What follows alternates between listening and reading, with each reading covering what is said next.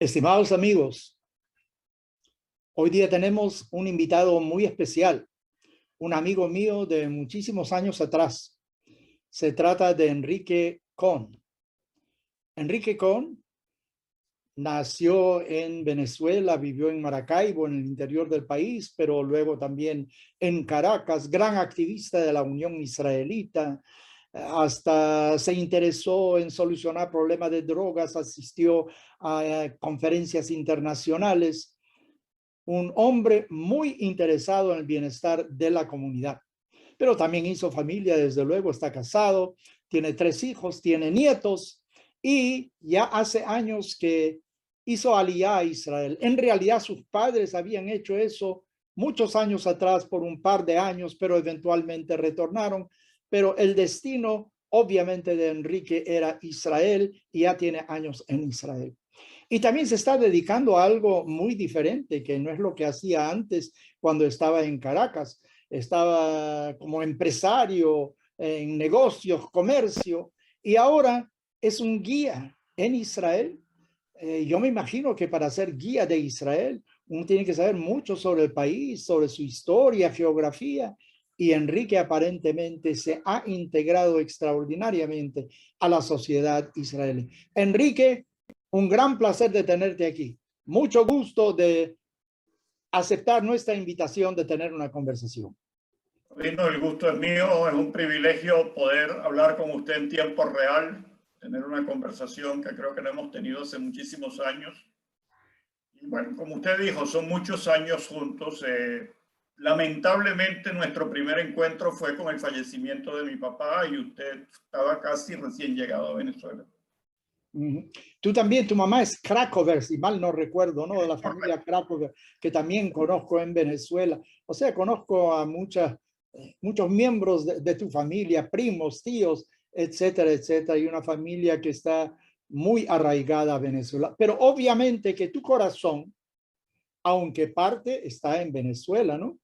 Pero gran parte, sin duda alguna, está en Israel porque quieres compartir el destino del pueblo judío en Israel. Quiero abrir un paréntesis y luego vamos a hablar, ¿no? Quiero señalar algo que mi maestro, el rabino Soloveitchik, en una oportunidad dijo, que en inglés, para la palabra destino en español, hay 2 palabras. Una es destination y la otra es destiny. Destination quiere decir voy a tal y tal lugar, mi destino es ir a tal y tal lugar. Pero el otro destino se refiere a algo muy lejano y de una visión, cuál es el destino del ser humano. Y obviamente que en tu caso es destination, el lugar ahora es Israel, pero además de eso, compartes el destino del pueblo judío.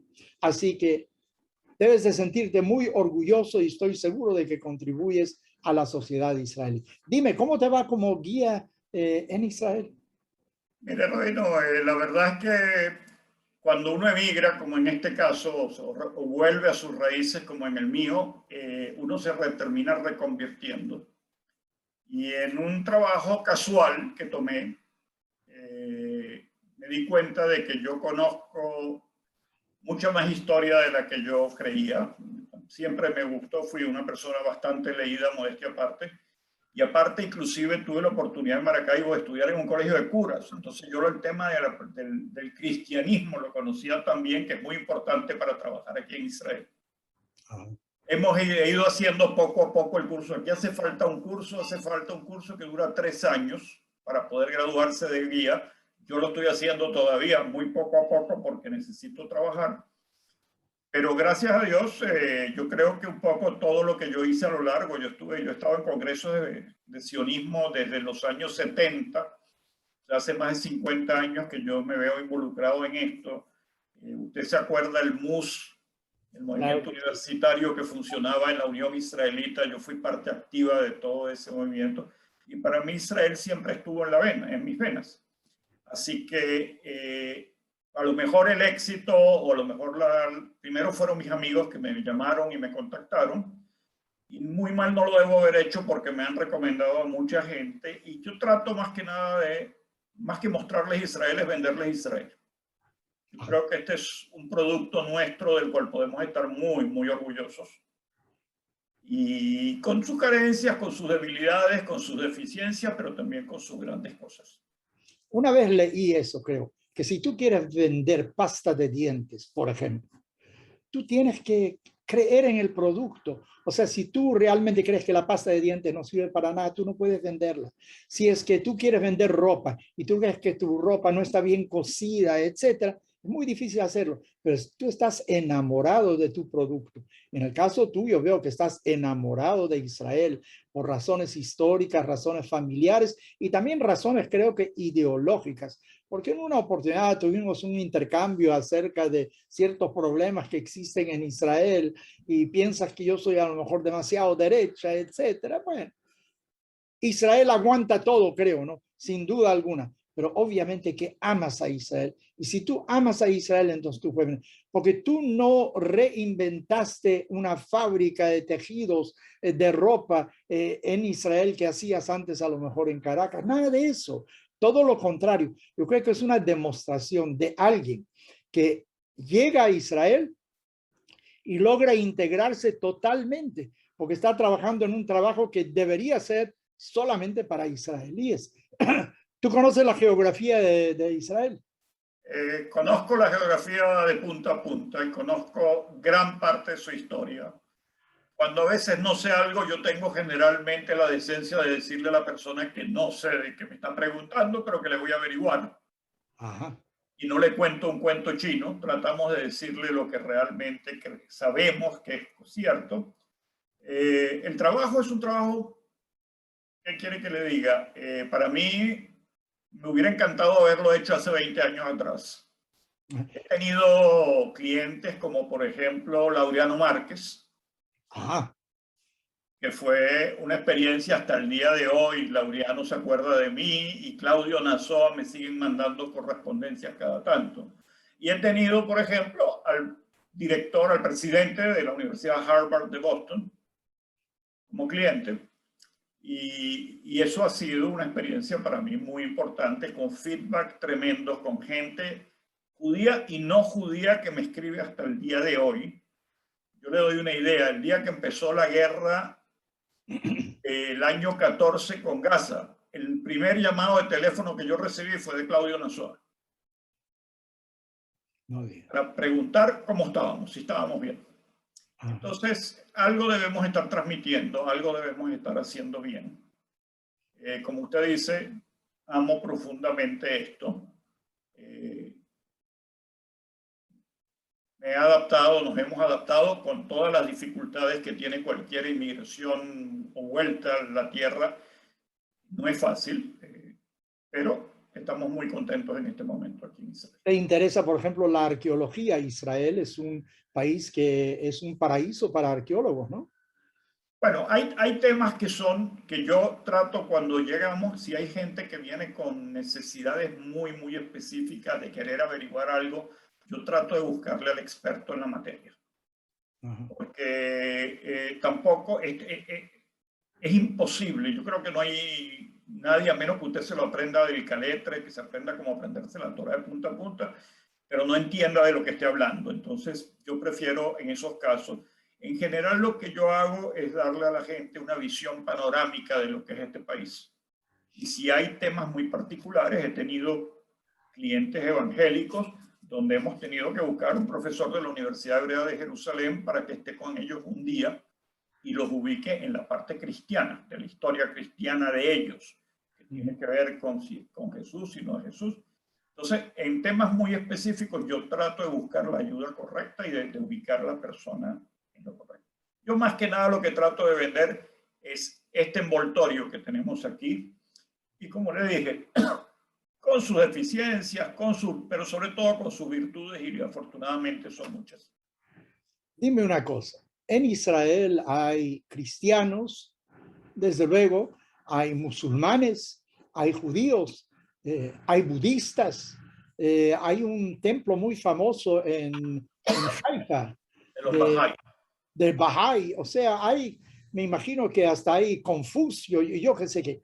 Dime, ¿existe la posibilidad en Israel de cumplir con los ritos cada uno de su vocación, de su ideología, de su pensamiento religioso, o hay discriminación?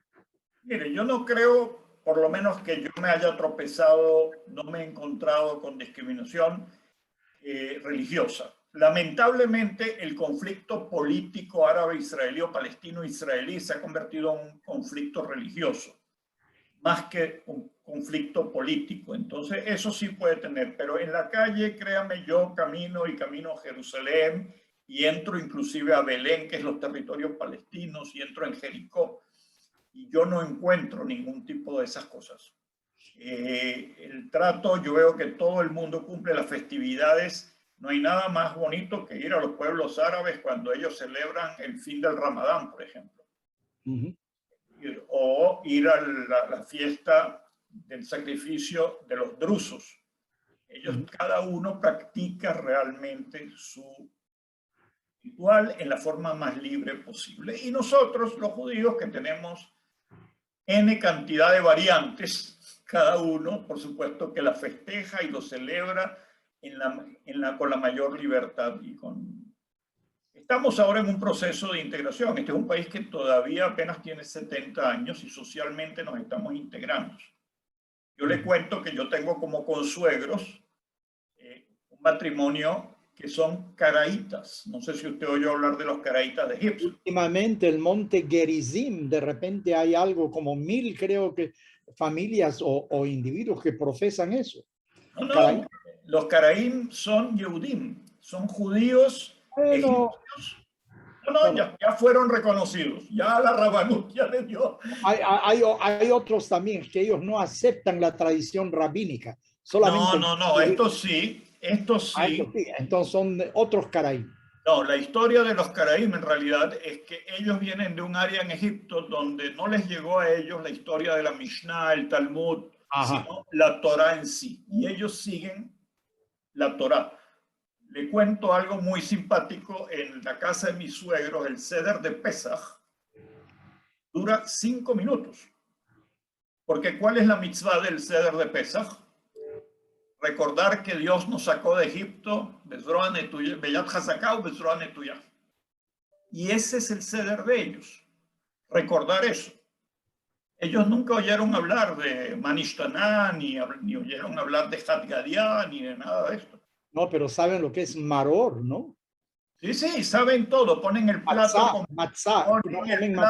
completo, con todo, pero el ceder en sí, el orden, no existe. Para ellos la única mitzvah que está escrita es recordar la salida de Egipto, de que Dios nos sacó de Egipto. Bueno, y Shabadim Ainu, punto. No, la mitzvah es Vehigadeta levinja, y le contarás a tu hijo. Exacto. Bueno, eso es lo que ellos hacen en la mesa. Entonces es muy interesante.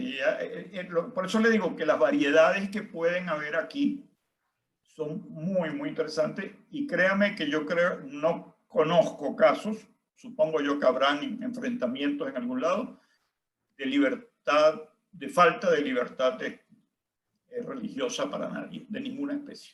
Bueno, legalmente yo me imagino que el Estado de Israel garantiza la libertad total de culto en Israel, legalmente. Muchas veces en la sociedad pueden surgir algunos problemas que son cuestiones individuales, ¿no? Pero legalmente no hay nada de eso. Además, vemos ahora que hay un nuevo gobierno en Israel que incluye también a unos congresistas que en Israel se llaman Havrei Knesset, miembros de la Knesset, que son árabes, 6 o 7 creo. Es un grupo que forma parte del gobierno actual. Sin ellos no tienen mayoría para gobernar. Algo extraordinario, ¿no? Esto que estamos viviendo ahorita es un experimento muy interesante.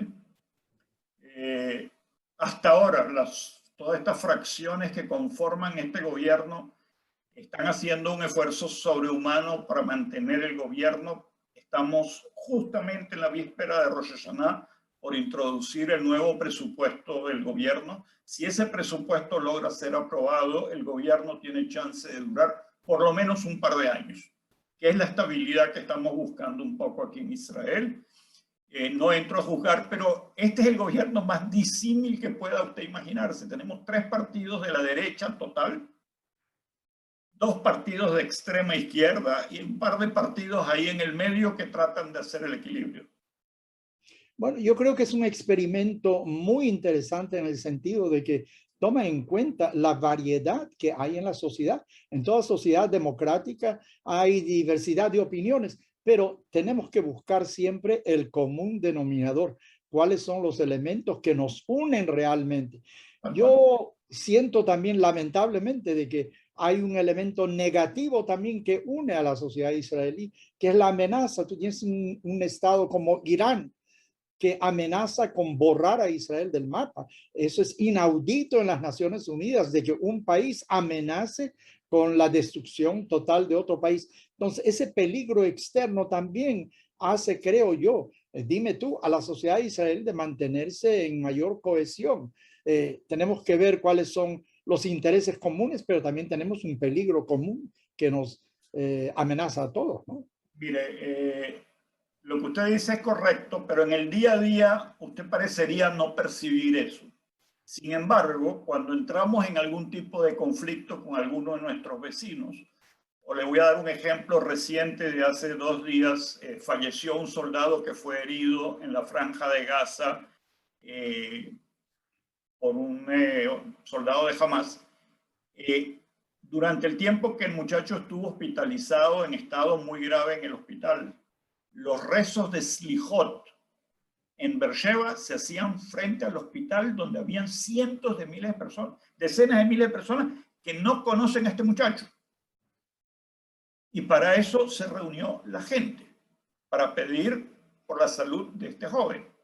Gente que no se conoce entre sí, que no fue convocada de ninguna manera. Y ese es el espíritu de solidaridad que hay en el país. Este posiblemente es un caso muy extremo, pero eso sucede en el día a día, en la cantidad de asistencia social que hay en el país, de individuos, de organizaciones no gubernamentales que se han reunido, unos que sí para ayudar a los sobrevivientes del Holocausto y otros para ayudar a la gente humilde que vive en Jerusalén. Para eso este país está mandado a hacer, o sea, la solidaridad. Ese es el factor, para mí, después del ejército, el factor más importante de unión en la sociedad israelí. Mira, me acaban de preguntar en otro ambiente, ¿no? ¿Cuál es el secreto de la fortaleza, de la sobrevivencia del pueblo judío, de su resiliencia? Creo que es la palabra más o menos. ¿Cómo es que, y yo estaba apuntando de que uno era la solidaridad familiar?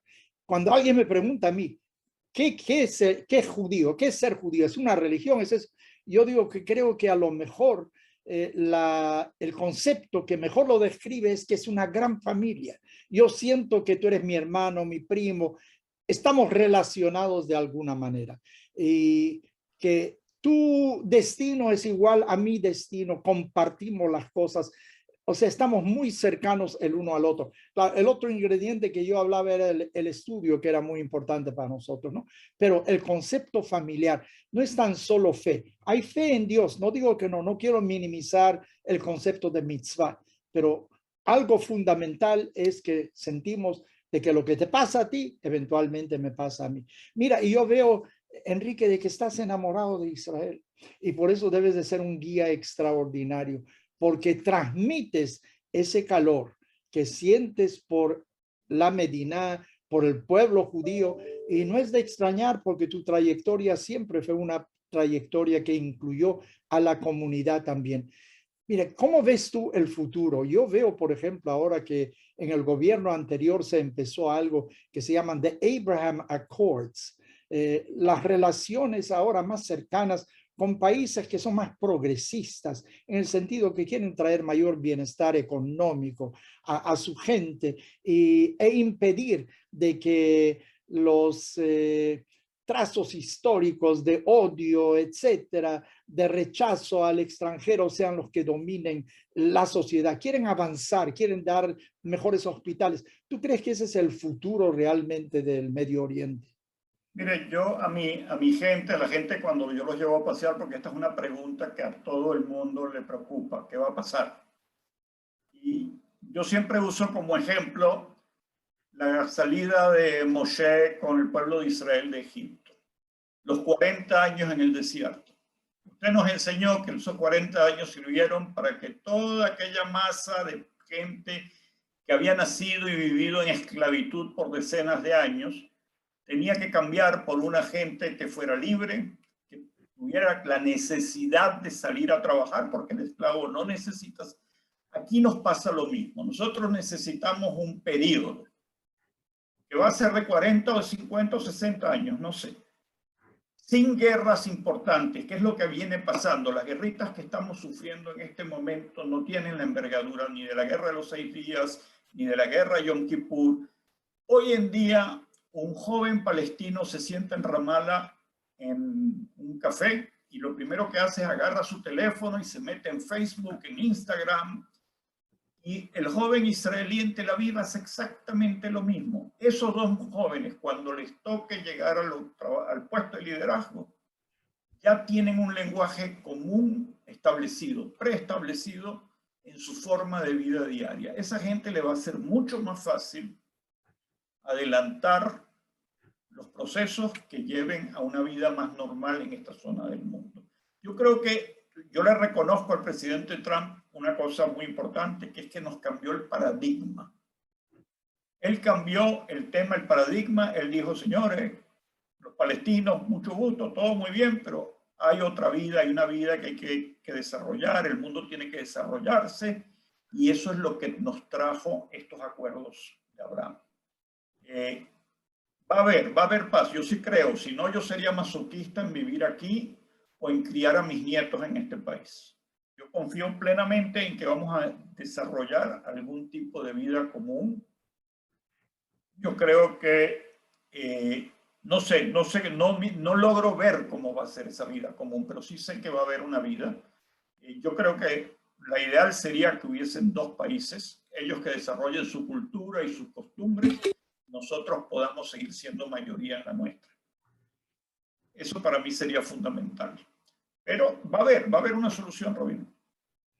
Bueno, me alegra escucharlo, porque yo estoy viendo eso en este momento desde lejos y tú estás viviendo la realidad. Además, no solo eso, porque debido a tu vocación, tú también entras en contacto, no tan solo con judíos exclusivamente, sino vienen cristianos, vas a lugares árabes, etcétera.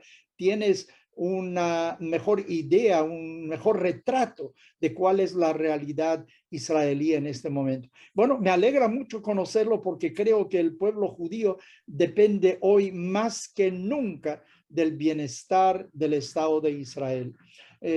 Lo que pasó en la Segunda Guerra Mundial, que fue lo más horrible inocentemente, yo creía, y era un joven en aquel entonces, de que ese es el fin del antisemitismo. Ya no hay más en el mundo. Cuando el mundo aprenda, vea por película, si es que no vio con ojos propios lo que los alemanes hicieron, eso termina con el antisemitismo. Lamentablemente, como el virus es mutante, el antisemitismo no desaparece y el antisemitismo está brotando por todas partes del mundo. Entonces, de cierta manera, uno adquiere una visión negativa, pero tú nos estás dando algo positivo sobre Israel. Y yo creo que ese es un factor fundamental para el pueblo judío, pero no tan solo por el pueblo judío, porque nosotros también tenemos esa misión de ser Or Lagoyim. Debemos ser un faro de luz para la humanidad. Yo creo que en muchos sentidos Israel lo está haciendo. Y Enrique, tú eres para mí uno de los factores que lo está haciendo. O sea, la convivencia y sobre todo amor por Israel y también creer en el futuro, en el destino del pueblo judío. Estamos conversando hoy, Enrique, en víspera de Rosh Hashanah. Entonces, es un momento para desearte a ti, a tu familia, a todo el pueblo judío en Israel, en realidad, a toda la humanidad, porque según la tradición judía, Rosh Hashanah es el aniversario de la creación del universo. Hayom Harat Olam. Cuando nació, no es una fecha del pueblo judío, es una fecha de la humanidad. Dios juzga a cada persona por sus acciones. Entonces te deseo a ti, te deseo al pueblo judío, a todo el mundo, Leshana Tova Tikatevu, que seamos inscritos en el libro de la vida del bienestar, de la prosperidad, y que tú, Enrique, continúes ayudando a conducir a la sociedad israelí hacia un destino mejor. Amén, Robino, amén. Igualmente para todos allá. Posiblemente, bueno, usted se los encuentra. Lo único que nos falta aquí son los amigos de la infancia, los amigos de la juventud que no están hoy con nosotros, están allá más cerca de usted que de mí, pero bueno, esa es la realidad. La realidad es que yo sí creo en que hay un futuro. Estamos viviendo en un país que tiene una dinámica espectacular, aún en la pandemia, aún en la crisis política que usted sabe que vivimos los últimos 2 o 3 años, el país no deja de crecer. Es impresionante. Yo lo invito, yo no sé cuando usted estuvo aquí hace un par de años aproximadamente, ¿no? Sí. Yo lo traigo por aquí a donde yo vivo y usted no reconoce esto, en 2 años y en plena pandemia. Así que, si Dios quiere, vamos a estar muy bien. Y lo único que tenemos que tomar las decisiones correctas cada uno donde le corresponde.